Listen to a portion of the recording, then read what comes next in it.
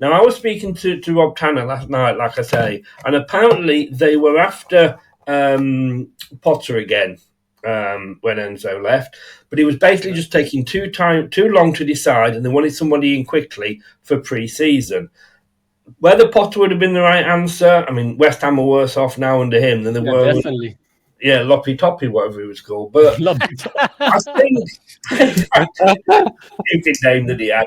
But when you look at it, you've got to have that plan, and this is where you need somebody with a bit of a bit of football nous that John Rudkin hasn't got. That can say to Top, right, okay, so he's walked, he's gone, we've lost him. Here's 5 managers that would fit into his jigsaw very, very well.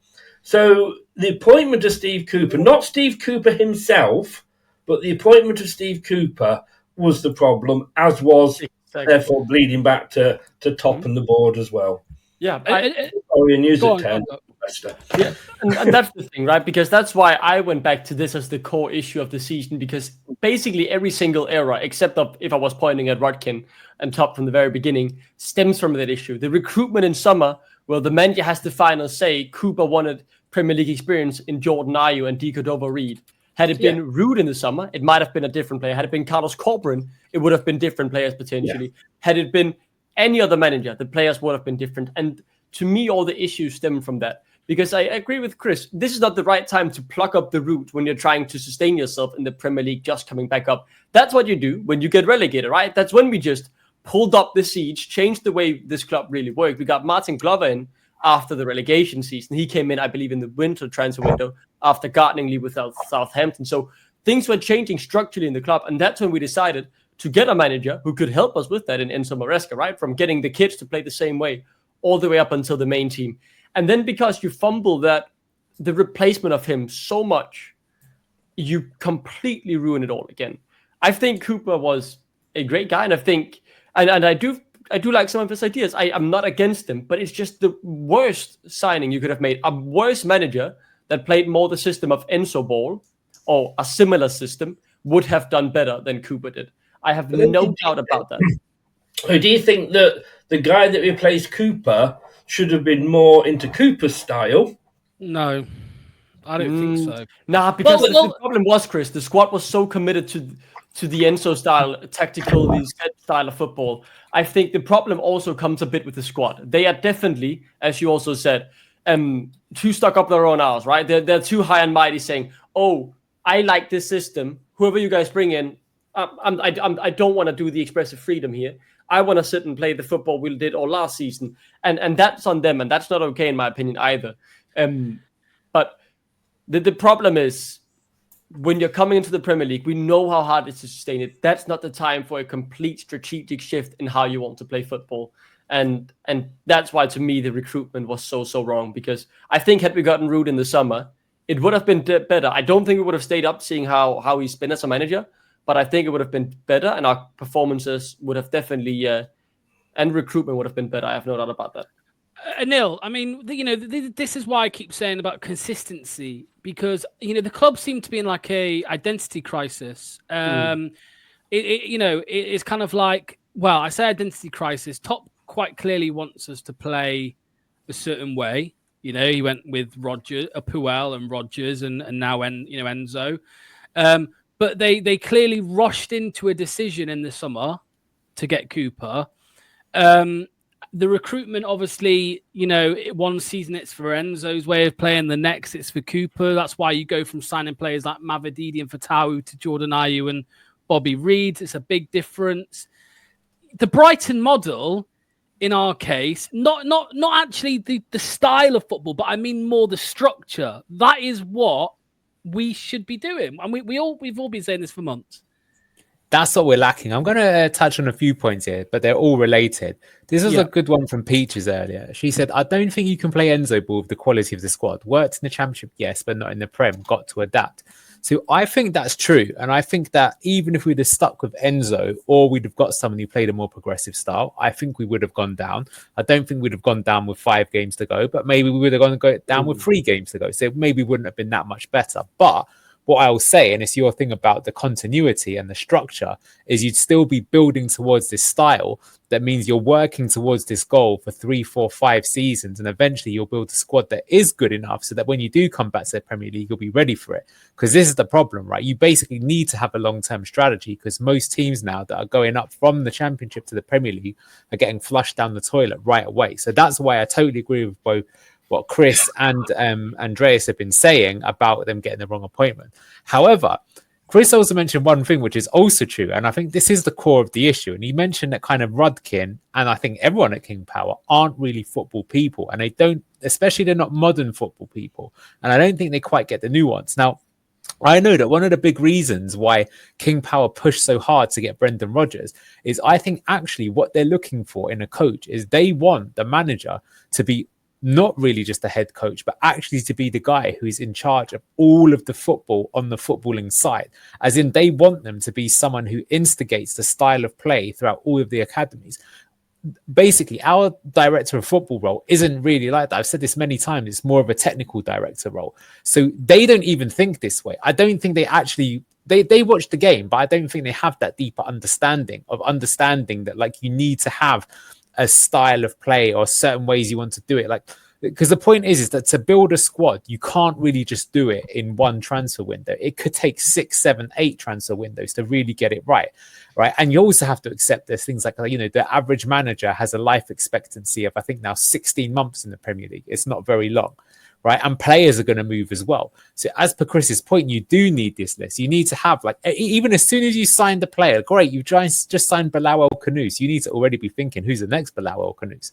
Because he could flop and you need to get rid of him. He could be sold for someone else. He could get injured. You need to have like this kind of list of things kind of going there. So I think this is something that's just becoming more and more apparent. And so that is why we were set back, is they were very upset when Enzo left. And I think Enzo would have transformed the club because clearly he had a good idea and he was developing the players and he would have got there. And I think that's probably one of the reasons why he won the Chelsea owners over as well. They're like, damn, this guy knows it all. He could actually be the guy that's here for the long term. So that's why they've given him such a long-term deal. But we need to have someone who's above that in terms of, Pete just going, surely there's already a job title that would cover those responsibilities.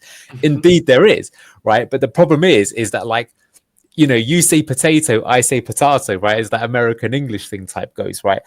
We don't know what the job description is for our director of football at Leicester. And clearly it means something very different to what it means at other clubs, right? And I think that's what they really need to understand, like, who is owning that? So, you know, I think as well, to cover some other points here, is like, you know, they're not as completely clueless as we think they are, right? So I think, for example, say Steve Cooper, right, just to play devil's advocate, right, Steve Cooper had some success working with young players when he was part of the England setup that was seen as a win.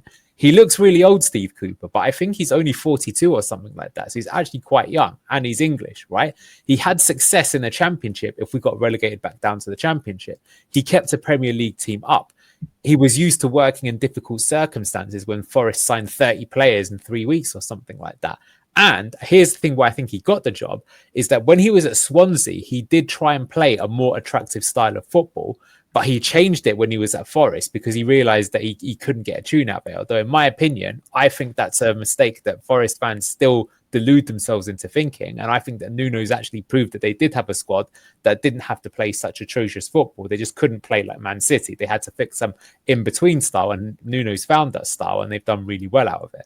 So I reckon he probably did turn up to the King Power. He probably had this trusty PowerPoint, a bit like me, ran through all the players, explained to him what he's going to do. And they probably thought, wow, Steve Cooper's amazing. He actually does look like he's watched our games and knows what he's doing. Let's give him the job, right? He's maybe not our first choice, but he seems like a pretty solid pick. So let's go for him, right? But then, unfortunately, it's not transpired that way. And I mean, my always big thing with Cooper is I do think with any manager, he decided to change the tactics even in pre-season. That's why in pre-season, you could see all the players were absolutely baffled. They were like, lad, what are you doing? We've just won the Championship playing this style that everyone loves and you want to change it, right?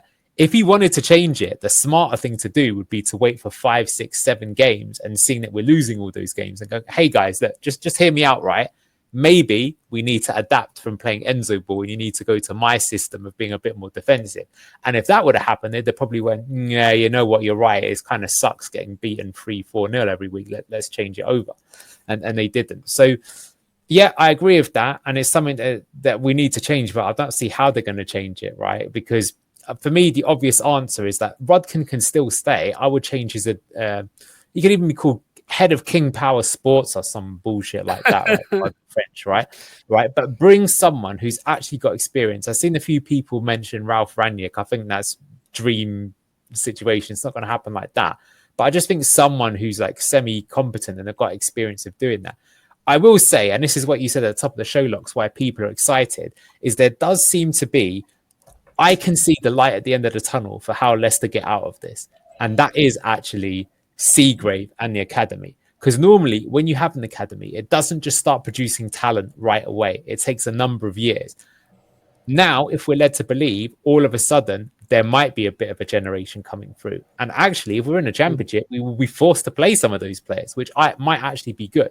So if they can truly turn the club into more of a sort of Dortmund, Ajax, Benfica, Sporting are very good for this as well, where they both develop their own players or find gems like when they're 13, 14 around the world, bring them in, develop them. And now you've got a constant conveyor belt of generating talent that either goes into the first team or gets sold so you can reinvest.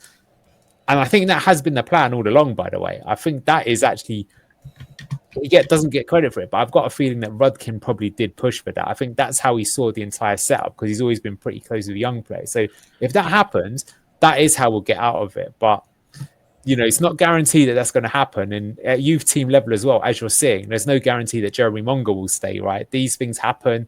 You know, people forget that even Barcelona lost Cesc Fabregas to Arsenal. There's all sorts of stuff that can happen there. So there's never a guaranteed shooting. So maybe that's the sort of strategy, but still, they need someone who has an idea of what the style of play should be, but they also need to be like acknowledging of like trends in football. Because, for example, again, people have said here that right now people keep like Conscious had a really good comment earlier saying, oh, like Enzo equals boring but modern, and you know, Daesh is the opposite end of the spectrum. But it's not as black and white as that. There's quite a great area in between. And I would say even now in the Premier League, by the way, the teams that are going to finish first, second, and third are not the teams that are first, second, and third in terms of possession. The game has moved away from that tiki-taka style, and it's gone a bit more. Forest are the exception because they were like us when we won the title. They're 20th in terms of possession, right? But even Arsenal, I think, are like 5th, and Liverpool, I think, are 6th or something like that. So people realize you need to keep the ball sometimes, but you can't just Guardiola it either. You need to be physical and direct. Anyway, thanks for attending my TED talk. Comment to get more in the Patreon, whatever. There you go.